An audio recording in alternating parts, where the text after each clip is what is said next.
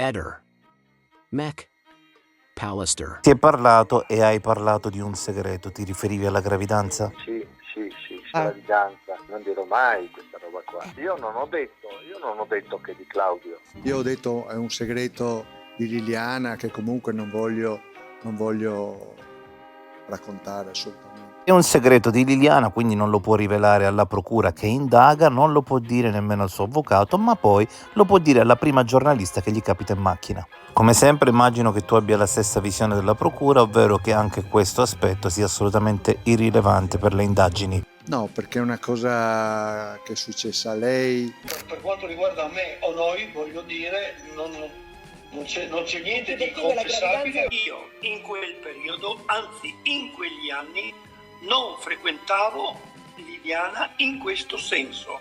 Cioè noi non ci incontravamo a fare l'amore. Non posso oggi, 40 anni dopo, abbondanti, ricordarmi cosa ho fatto nell'81, nel 91. In teoria non potrei escluderlo, ecco. Cioè mi sembra strano che questa storia io non la sapevo, mi venga raccontata oggi. Guarda, intanto io protesto da come è stata trattata questa storia della povera Liliana, che comunque aveva la sua intimità, le sue scelte, la sua voglia la sua scelta di vita, di queste interruzioni di gravidanza. Cioè io non vedo perché queste persone hanno messo in piazza tutte queste cose, povera Liliana. Io rispondere a questo Claudio. Cioè lui poco tempo prima aveva detto che lui era un farfallone e di conseguenza Liliana era una delle tante. Questo per quello io mi sono incazzato, capito?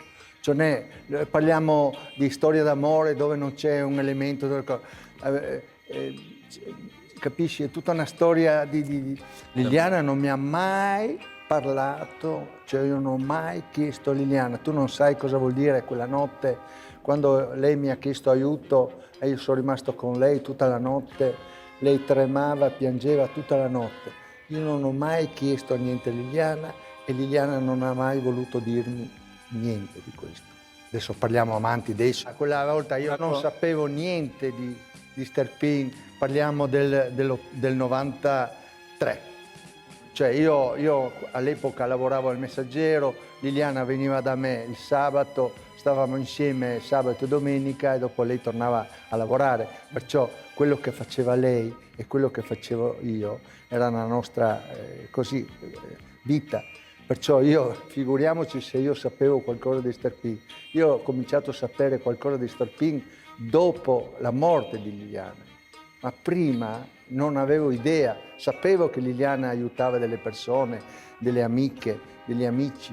Tu hai fermamente ipotizzato che Liliana e Sterpin non avessero nessun rapporto e allora è assolutamente illogico che al momento di pensare chi possa essere il padre del bambino che Liliana aspetta, tu vada a pensare proprio a Sterpin. No, perché ha cominciato a parlare lui di questo suo, perché lui diceva che lui era che una delle tante era Liliana e allora a un certo punto io dico, se allora lui dice che era un farfallone e che tra tante c'era anche Liliana, parlando d'amore di cosa? Che storia d'amore ne parliamo? Innanzitutto voglio specificare una cosa, questa è stata una esternazione del fratello di Liliana, di Sergio Risinovic, che per ricercare la verità circa la morte di sua sorella ha deciso di utilizzare tutti gli atti di indagine. Noi eravamo a conoscenza da più di un anno di questa vicenda e di queste intercettazioni, sono anche contenute nel nostro atto di opposizione, chiaramente proprio perché dati sensibilissimi non sono mai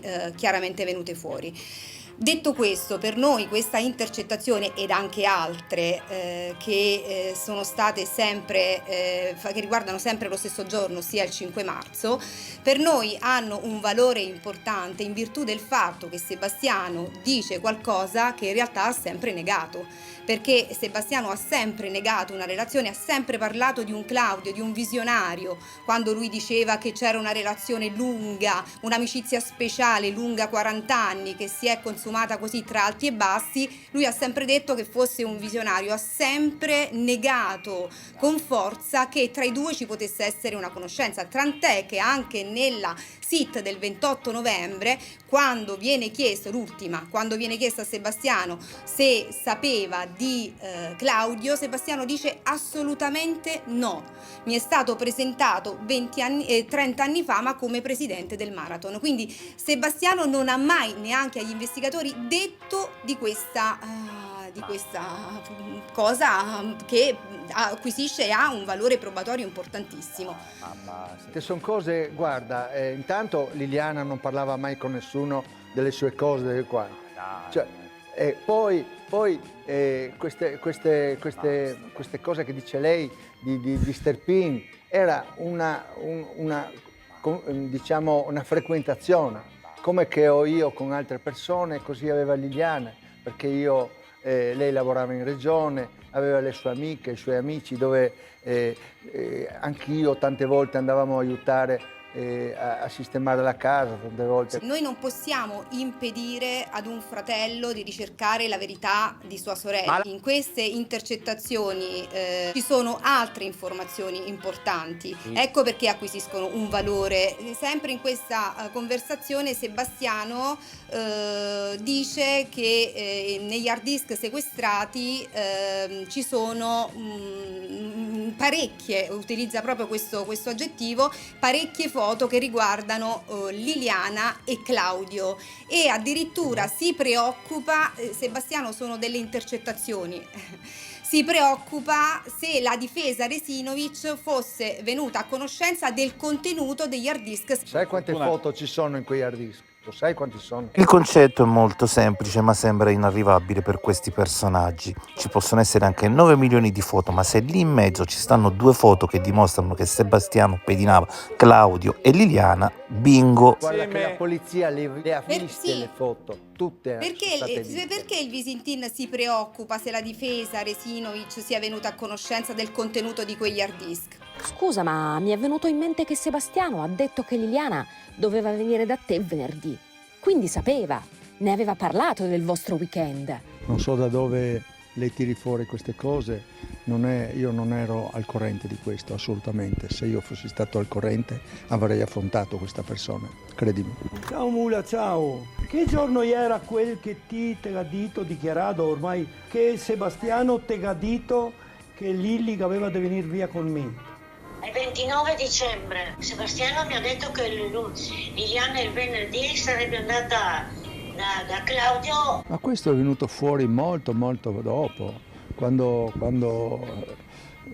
veniva intervistato Sterpin, cioè noi tutti quanti abbiamo saputo queste cose da lui. Un giorno alla settimana, ma non sapevo che forse il martedì andava a dare una mano a una persona anziana che era rimasta vedova, però non aveva mai detto quale giorno. Però quando eravamo tutti insieme a Ferragosto che si faceva una grigliata, non so come è venuto fuori il discorso, come è venuta lui, e su queste volte sì, avevo una volta alla settimana a dargli una mano a questo povero Recetto che si è rimasto vedovo. E l'aveva detto in presenza di Sebastiano.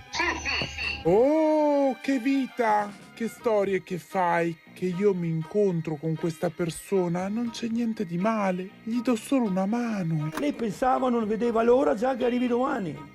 E invece domani va a suicidarsi?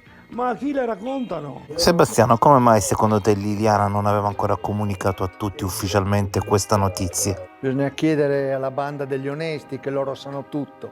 Questa è la realtà. Cioè, adesso io faccio una piccola parentesi. Pochi giorni fa il signor Sterpin va in una trasmissione con la foto di mia moglie sul petto, capisci? Cioè, veramente è scandaloso questo. A che titolo va? Mi pare giusto questo? Cioè, per me è veramente scandaloso che un uomo si permette con la foto di mia moglie andare a una trasmissione. Io posso mai permettermi di evitare che il fratello Sergio dica delle cose che vuole dire. Io non vivo con Sergio quotidianamente, certo. Per cui Sergio ha fatto queste esternazioni. Claudio nella giornata di venerdì ha compiuto 85 anni. Purtroppo non possono festeggiare perché non lo faccio esclusivamente per me, lo faccio anche per tutti i miei parenti più stretti, ci sarà il fratello, le figlie, nipoti eccetera, perché non potevo non farlo. È chiaro, evidente che se e Lilli ci fosse stata era vicino a me oggi, questo è il concetto. E io per tutti quanti ho fatto come segno a posto, eccolo qua, la ciotola che poi ognuno si porterà, ecco, per il mio compleanno, ma anche e soprattutto con il nome di ognuno. Renata, che è la mia prima cugina, che sarà qua circa, e questa invece è la mia ciotola, che è Claudio, però comprende il cuore con la G, che è Gioia, la mia prima moglie, con la P, che è Palmiro, la mia seconda moglie, e con L, che poteva essere la terza. Eccola qua. Questo è. Vedete quando il Maktub ha voluto diversamente. Credi nel Maktub? Sai cos'è? Maktub è una parola aramaica, avrà 5.000 anni, dei nostri progenitori che venivano dalla Mesopotamia, hanno detto, e significa, hanno fatto libri, lo trovi, e significa semplicemente così era scritto. Ecco perché lì non c'è qua, perché il suo Maktub se l'è portata via prima.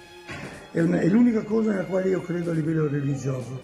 Pensa, Claudio dice di essere invecchiato di 20 anni negli ultimi 2 anni, eppure a me sembra che li porti proprio bene gli anni, eh? Bravo Claudio. Sì, li porta bene, solamente che, guarda, lui deve dire esattamente quello che è successo. Per me lui non la stava cercando quel giorno, la stava braccando. Per quello Liliana è uscita di casa spaventata, veramente un'indecenza. La terza moglie, non lo so, guarda, non ho parole, guarda. Sarò sempre con voi. Io rispetto la dottoressa, la rispetto, gliel'ho detto tante volte. La procura che ha fatto le indagini è quella procura però che ha chiuso questa indagine e che poi ha ricevuto un ordine da parte di un giudice di fare altre 25 attività di approfondimento. Per noi è importante capire se Sebastiano sapesse o meno di una relazione esistente. Ehi, non dimenticare di iscriverti a questo canale.